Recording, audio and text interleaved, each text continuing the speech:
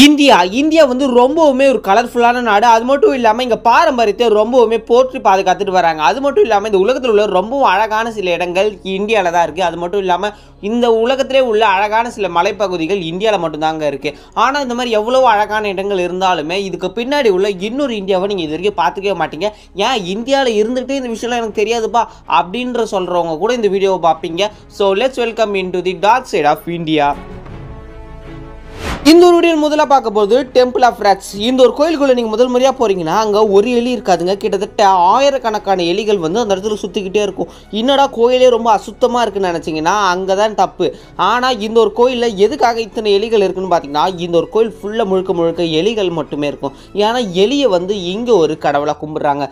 எப்படி முருகனுக்கு மயிலோ விநாயகருக்கு யானையோ அதே மாதிரி இந்த ஒரு கோயிலில் வந்து இந்த ஒரு தேவி டெம்பிளில் வந்து பார்த்தீங்கன்னா எலிகள் வந்து அதிகமாக இருக்கும். அது மட்டும் இல்லாமல் இங்கே எலிகள் வழிபாடுன்றது ரொம்பவுமே எக்கச்சக்கமாக இருக்கும். இது வந்து பார்த்தீங்கன்னா ஒரு நார்மலான ஒரு ஹிந்து டெம்பிள் தான். இது வந்து ராஜஸ்தானில் இருக்கு. இந்த ஒரு கோயிலில் நீங்கள் எது கொடுத்தா நல்லா இருக்கும்னு பார்த்தீங்கன்னா இந்த ஒரு எலிகளுக்கு லட்டு, பால், நட்ஸ் அந்த மாதிரி சில விஷயங்கள் எல்லாமே இந்த எலிங்களுக்கு வச்சு படைக்கலாமா.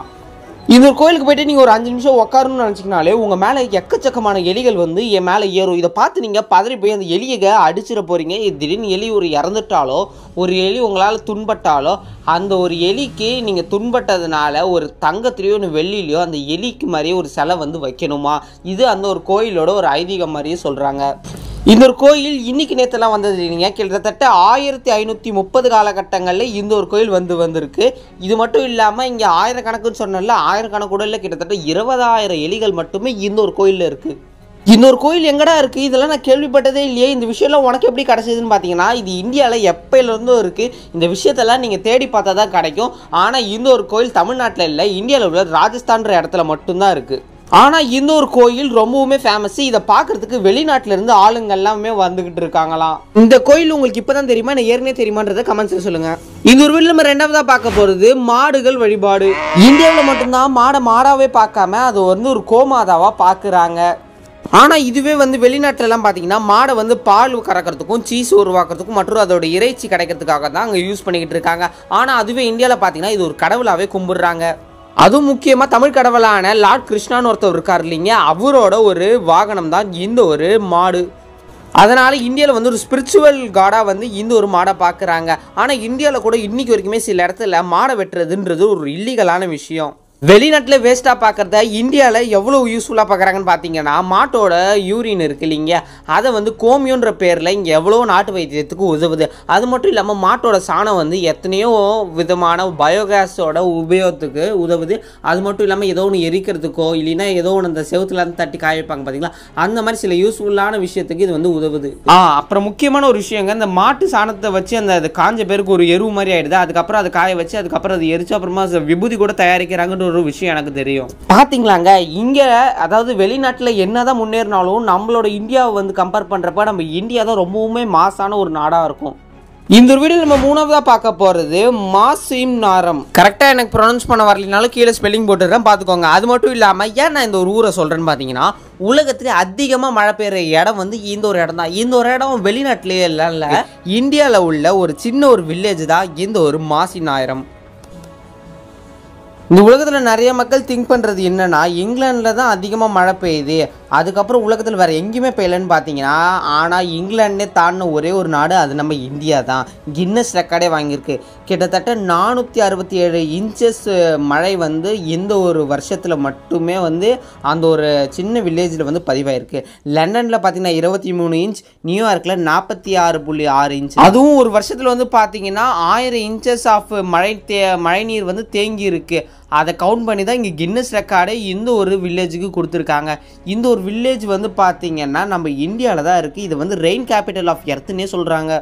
அது மட்டும் இல்லாமல் இன்னொரு சுவாரஸ்யமான விஷயம் என்னென்னு பார்த்தீங்கன்னா இந்த ஒரு ஜூன் ஜூலை மாதத்துலலாம் வந்து பார்த்தீங்கன்னா ரொம்பவுமே மழை பெய்யறதுனால இவங்க நார்மலான அம்பர்லா மரத்தில் யூஸ் பண்ண மாட்டாங்க. அதுக்கு பதிலாக பேம்பூ லீஃப் அண்ட் பனானா லீஃபை யூஸ் பண்ணுவாங்க.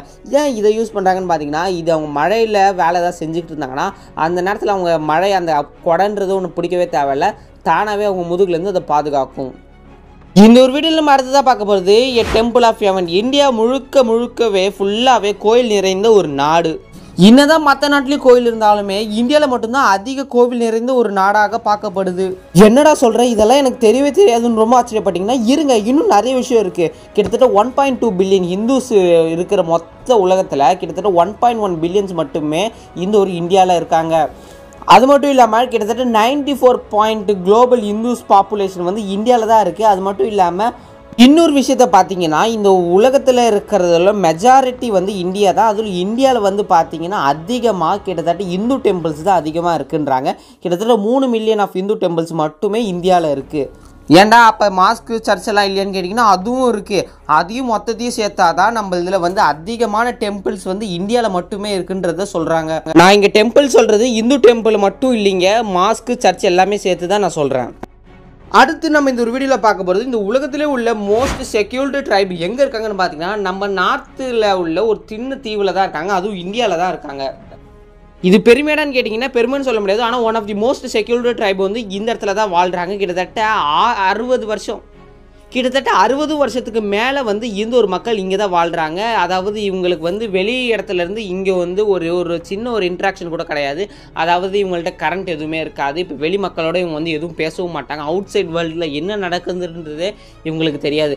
ஆனால் இவங்களே தயாரித்து நிறைய வெப்பன்ஸ் இருக்குது. ஆனால் இவங்களோட பிஹேவியர் வந்து பார்த்திங்கன்னா நம்ம நார்மலான மனுஷங்க மாதிரி இருக்காது, ரொம்பவும் வித்தியாசமாக இருக்கும். இவங்களோட ட்ரெஸ்ஸிங், இவங்களோட கல்ச்சர், இவங்களோட பிஹேவியர் எல்லாமே வேறு மாதிரி இருக்கும். 2018 வந்து அமெரிக்கன் மிஷனில் வந்து கொஞ்சம் இவங்க ஏதோ பார்த்துருக்காங்க.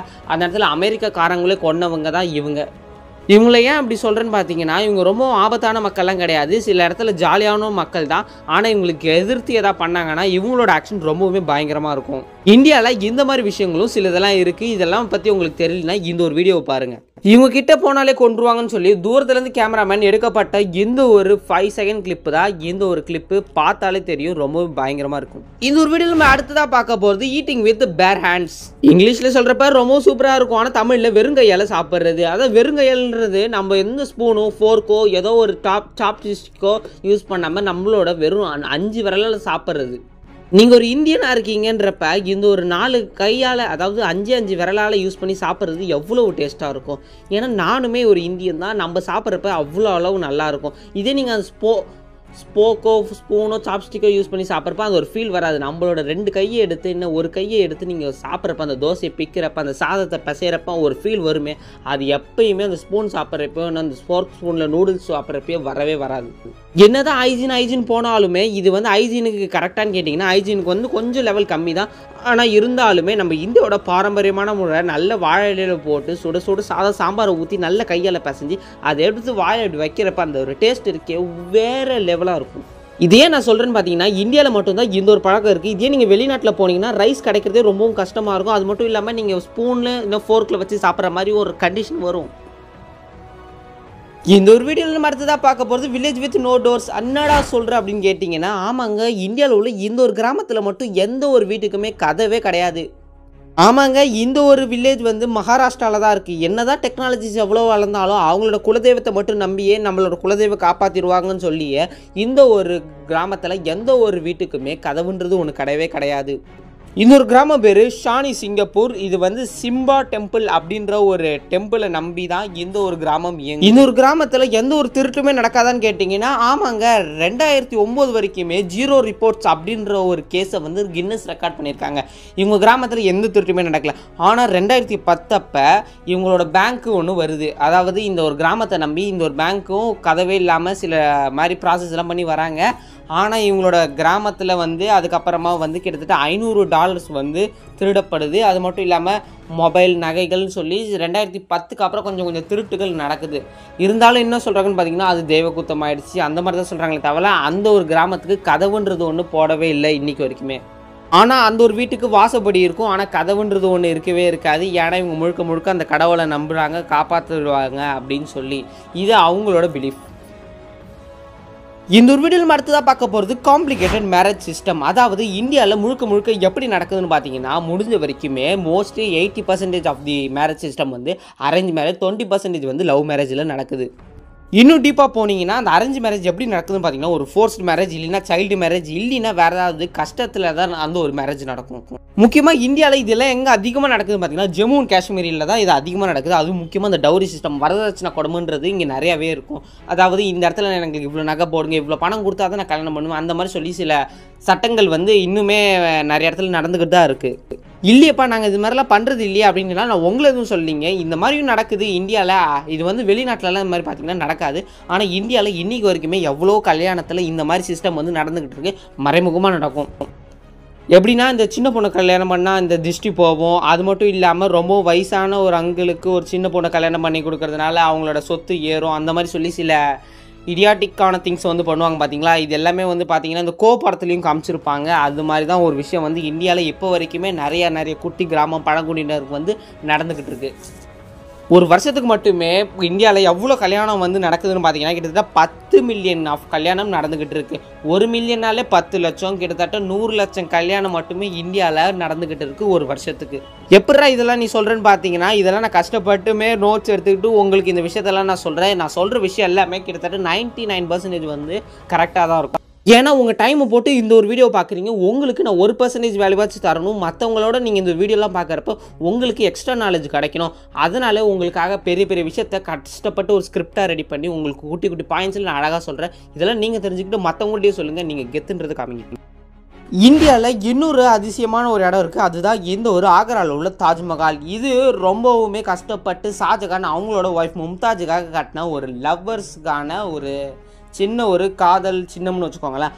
அந்த மாதிரியான ஒரு விஷயம் தான் இந்த ஒரு தாஜ்மஹால். கிட்டத்தட்ட எக்கச்சக்கமான ஆயிரக்கணக்கான மேலே ஒயிட் மார்பிள்ஸை வச்சு கட்டின எந்த ஒரு தாஜ்மஹால் இப்போ நாளடைவில் வந்து பார்த்திங்கன்னா க்ரீன் அண்ட் எல்லோ கலரில் மாறுது. இதுக்கான காரணம் வந்து பார்த்திங்கன்னா டெல்லியிலையும் ஆக்ராலையும் அதிகமான பொல்யூஷன் வந்துக்கிட்டு இருக்குது. இது மூலமாக நிறையா நைட்ரஜன் ஆக்சைடு டை ஆக்சைடெலாம் வந்து அந்த இடத்தையே வந்து மாசுபடுத்துது.